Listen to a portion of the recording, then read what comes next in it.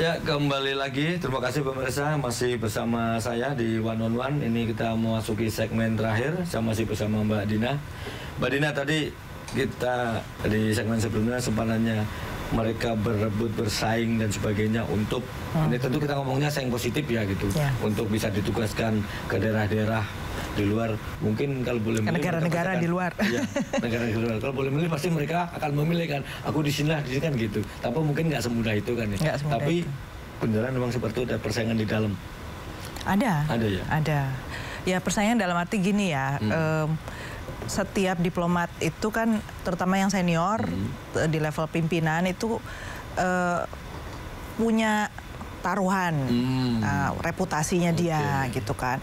Kita tahu bentuknya jenjang karir di diplomasi itu kayak piramid kan, makin ke atas makin sedikit.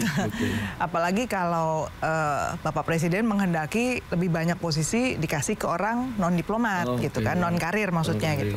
Bisa dibayangkan jumlah kursinya kemungkinan besar probability orang naik makin sedikit. Artinya kalau yang pimpinan pasti dia akan milih tuh, supaya saya sukses di sana saya mau ngajak siapa. Jadi biasanya itu sebabnya orang tadi termasuk ya suasana ewo pekewo itu bisa kita bayangkan bisa terbentuk gitu ya di Kementerian Luar Negeri, karena tujuannya itu masing-masing ingin berhasil ya dalam dan mereka semua pandai-pandai. Orang Kemlu itu bukan orang-orang yang ini ya sembarangan. Mereka rata-rata sangat cerdas dan punya kecenderungan untuk apa ya, kompetitif bahkan kalau boleh saya katakan kompetitif. Berarti kalau ya masuk akal juga ya, ketika yang di sana pasti yang dituju, katakan Daru lah, kita contoh yang jelas Daru ya, Daru akan ke Finlandia, berarti dubes yang di sana pun paling tidak si Daru ini juga harus berharap, mungkin berdoa si dubesnya juga satu ini ya, satu frekuensi, gitu, ya, baik betul. Si Darunya maupun si dubesnya pasti kan berharap seperti itu ya. Gitu. Apalagi kan dubesnya sudah lebih dulu ya ada di sana. Kecuali sudah Daru duluan di Finland terus baru datang dubes baru, tuh lain cerita ya. Ini kan artinya mungkin duta besar yang sudah ada di sana itu menghendaki ada orang dari Jakarta untuk menggantikan posisi tertentu yang kosong kan. Itu pasti butuh approval dari si duta itu. Nah kan kalau kenapa saya tanya ini pentingnya tuh, ini lagi-lagi Mbak di chat itu waktu itu ada sempat bunyinya begini nih. Gitu. Si Daru itu chat sama si Pita istilahnya bilang, ini kita semuanya sudah diurus. Ada Pak Sam, terus Mbak Oki, terus sama Mbak Lena. Pasti gitu. Panjangnya siapa saya nggak tahu, bagian apa juga nggak tahu itu. Cuman pertanyaan saya, jadi yang saya jadi sekarang bertandanya adalah saya dengar itu, bahkan saya tanya ke penasihat hukumnya juga, meskipun penasihat hukum juga katanya dengar juga tapi belum bisa konfirmasi itu. Si Mbak Lena ini salah satu yang disebut sebelum sana sekarang ada di Finlandia dan mengisi posisinya Daru itu. Saya bukan mau menuduh Mbak Lena itu, tapi artinya berarti begitu pentingnya sebuah kursi, karena yang piramida itu ya, berarti ya dalam tanda kutip semua bercita-cita ingin menduduki itu ya gitu. Finland itu posisi yang lumayan dikehendaki orang lah ya. Seperti saya bilang kualitas hidupnya bagus. Jadi negara-negara Skandinavia, kemudian di Amerika, di Eropa itu biasanya sangat dicari lah gitu ya, sebagai dia ibaratnya di CV bagus lah ya. Gitu. Itu biasanya bisa berpengaruh ya, dari misalnya dia habis tugas dari negara mana yang rankingnya dia atas, bisa berpengaruh dengan jenjang karir sih. Betul. Karena nanti ketika dia pulang ke Jakarta, nanti kan biasanya posisi-posisi tinggi seperti kepala pusat atau direktur atau direktur jenderal itu ngeliat tuh dia penempatan sebelumnya di mana. Kan bidding ya. Sistemnya kan bidding. Jadi makanya orang yang dapat penempatan negara Eropa atau Amerika atau di sana itu biasanya lebih sering dipakai gitulah, lebih dipercaya kemudian untuk tugas-tugas yang lebih, katakanlah negosiasi yang lebih berisiko gitu. Nah Mbak, kalau ini sekarang kita agak keluar alur nih, bukan di diplomasinya lagi, tetapi masih terkait juga. Berarti si istri ini menjadi sebenarnya sangat penting untuk di speak up atau untuk menjadi digali keterangannya lebih dalam itu Mbak ya? Betul. Saya sih menduga mungkin ya, satu istrinya masih trauma atau kemungkinan yang kedua dia juga masih berpikir menjaga relasi dengan orang-orang yang dia tahu persis lah di dalam Kementerian Luar Negeri itu orangnya nggak banyak ya. Sehingga kalau bisa jaga relasi. Kemarin pas almarhum Daru itu baru meninggal, yang setahu saya terjadi itu kan sempat ada pemberian tunjangan kepada anak-anak segala macam itu kan. Itu kan artinya ada rasa bahwa mereka harus menjaga hubungan baik dengan bahkan senior-senior yang ada di Kementerian Luar Negeri. Jadi jangan sampai salah ucap kan. Itu mungkin dugaan saya mungkin kalaupun istrinya itu bicara, mau nggak mau harus ada assurance ya, harus ada jaminan lah yang membuat dia merasa nyaman bahwa ini hanya untuk mengungkap kebenaran ya, bukan untuk lain-lain gitu. Tapi ya harusnya bicara ya. Kalau terakhir sih kemarin yang saya tahu sudah mulai keluar rumah sih di tanggal 13 itu berapa Sabtu ya. 13 itu dia ke makam gitu sama anaknya, tapi dia itu sempat terkejut karena di makam ternyata ada lagi nih, dulu kan pernah setelah dimakamkan terus berapa hari kemudian bunganya diacak-acak, kemudian lagi ada.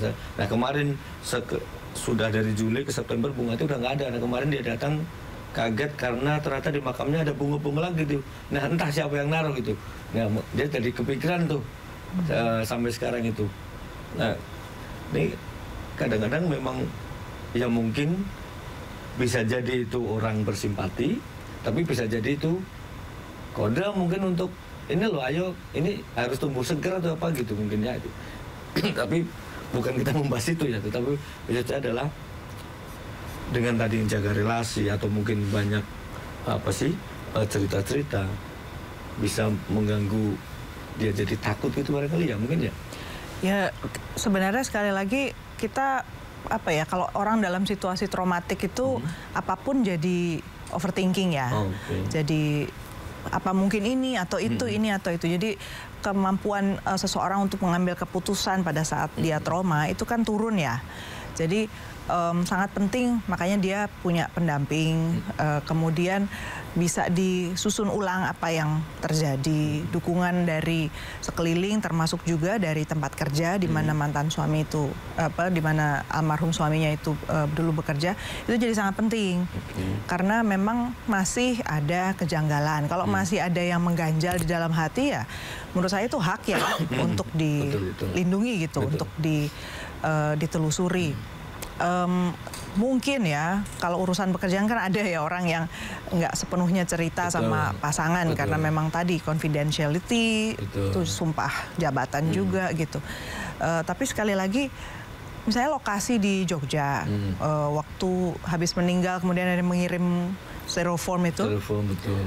Karena pertanyaan saya lagi-lagi kenapa nggak ada bisa dilacak dari CCTV setempat gitu loh. Orang yang datang bawa motor itu kan berangkat dari titik tertentu itu. Kalau di Jakarta kan cepat sekali kita menemukan anak hilang atau apa hanya dengan cara seperti itu. Kenapa itu tidak dilakukan? Itu sih kayak ya itulah yang bikin kita masih bertanya-tanya sebagai orang yang pernah kenal almarhum ya. Nah sebelum terakhir nih, mumpung Mbak juga sering di Kemenlu, Mbak kalau di Kemenlu itu kan waktu itu sempat dirilis setelah dari sebuah pusat perbelanjaan kan, naik taksi terus ke kantor, terus tiba-tiba ke rooftop gitu ya. Menurut Mbak gitu, ini bukan biasanya sebuah kantor kayak saya di sinilah gitu. Saya kan nggak bisa sembarangan juga asal dari bawah tahu-tahu sampai atas itu. Memang kalau di sana bagi karyawan mungkin semudah itu ya Mbak, dari turun ke atas gitu. Bisa jadi. Bisa jadi. Kalau untuk karyawan kurasa gampang. Dan ada beberapa pimpinan di masa-masa yang lalu sampai sekarang itu yang memang hobinya kerja sampai pagi bahkan. Dan kalau bos belum pulang, anak buah juga belum pulang. Jadi makanya kantor dibuka sampai malam, misalnya sampai tengah, kayaknya udah larut gitu. Itu masih terjadi gitu. Jadi itu sangat mungkin sih. Cuman pertanyaannya kan itu ngapain gitu kan. Nah itu menurut saya kalau berinterpretasi hanya dari gerak-gerik itu juga nggak tepat. Ya orang kan bisa jadi dia ada janji sama orang atau apa di sana ya. Kalau kemarin itu sih pada saat itu sih waktu ke sana kan naik juga difasilitasi kan sama Pak Yuda. Akhirnya kan naik ke rooftop terus mempraktekkan tuh tangannya gini, dan dia itu tinggi juga loh, itu si penasihat hukum itu orangnya tinggi juga, tapi dia masih harus pakai apa sih, batu lah atau apa, saya nggak tahu, gandel itu begini gitu diperhatiin.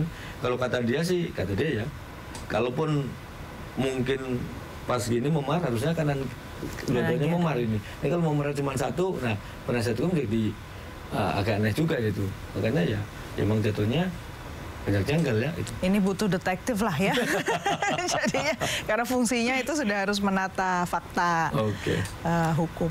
Nah, terakhir Mbak, ketika ada waktu berdekatan, ada 2 pegawai Kemenlu yang kalau saya nyebutnya tadi Jetro diplomat, tapi yang di dalam ada yang saklek, itu bukan diplomat, tapi apapun itulah jabatannya, dia ada di luar negeri, perwakilan dari Indonesia, meninggal, Daru juga meninggal dalam negeri, dua-duanya meninggalnya dengan cara yang tidak wajar. Sebenarnya apakah ada sesuatu di dunia perdiplomasian perhubungan kita, luar negeri, perhubungan luar negeri kita? Satu catatan saya itu bahwa diplomasi itu kan kita sebenarnya memperjuangkan kepentingan Indonesia di luar negeri. Walaupun dia sedang di dalam negeri sekalipun, semua yang dia kerjakan itu selalu berhubungan dengan mempertahankan kepentingan Indonesia. Indonesia itu siapa? Ada orang, ada badan usaha, ada juga memang aparat Indonesia ya, presiden, wakil presiden, dan lain-lain tugas yang diminta oleh negara. Jadi hal-hal yang sifatnya teknis untuk mendukung kerja-kerja mereka itu perlu lebih diperhatikan. Karena memang dengan berbagai keterbatasan kita ya di dalam negeri untuk mendukung diplomat, itu risiko mereka juga menjadi lebih tinggi. Kemudian yang kedua, kalau memang ada masalah di dalam kantor, itu jangan sampai membahayakan nyawa dari si diplomat. Itu aja sih mungkin catatan saya. Mbak, terakhir apa harapan Mbak Dina terhadap misteri, terutama kalau yang Jetro rilis terakhir sudah ditangkap pelakunya, tapi kalau yang ada Daru sampai hari ini masih menjadi misteri. Apa harapan Mbak Dina kepada keluarga ataupun kepada aparat ataupun kepada negara kita yang kebetulan ada Daru ini juga salah satu muridnya Mbak Dina loh itu. Apa Mbak yang bisa saya kan izin Mbak pakai kamera itu Mbak. Ya, saya berharap bahwa kasus Arya Daru ini tidak dianggap sebagai hal yang bisa sambil lalu saja didengar atau dibiarkan hanya ramai di media sosial. Karena ini adalah hal yang penting untuk menjaga moralitas juga para diplomat, juga membangun konsolidasi hubungan di dalam Kementerian Luar Negeri. Sangat baik jika pemerintah itu menanggapi dengan lebih antusias, menelusuri, melacak, sampai keluarga sudah merasa bahwa ini dapat penanganan yang memuaskan. Baik, terima kasih Mbak Dina. Kita tak terasa waktunya sudah kurang lebih hampir 1 jam nih kita ngobrol. Terima kasih sekali untuk waktu dan kesempatannya. Nah pemirsa, ini tadi adalah ngobrol-ngobrol kita, diskusi saya nih menggali informasi lebih banyak kepada Mbak Dina yang beliau kebetulan adalah praktisi diplomasi dan pengajar di Kemenlu. Jadi sudah mungkin ratusan, apa malah ribuan Mbak diplomat yang diajar sama Mbak Dina ini, salah satunya almarhum ya, itu didapat ilmu-ilmu sebelum jadi diplomat. Mudah-mudahan para diplomat kita ke depan semakin lebih baik ya, dan apa yang terjadi, yang sudah terjadi, ada 2 perwakilan kita itu, yang satu belum berangkat, yang satu ada di sana tapi meninggal dengan tidak wajar. Mudah-mudahan tidak terjadi lagi dan misteri penyebab kematian diplomat Arya Daru segera diungkap ya. Baik, terima kasih pemirsa atas waktunya bersama saya Diwan Nuran, dan ketemu lagi di episode berikutnya. Saya Lukman Hanafi, selamat malam.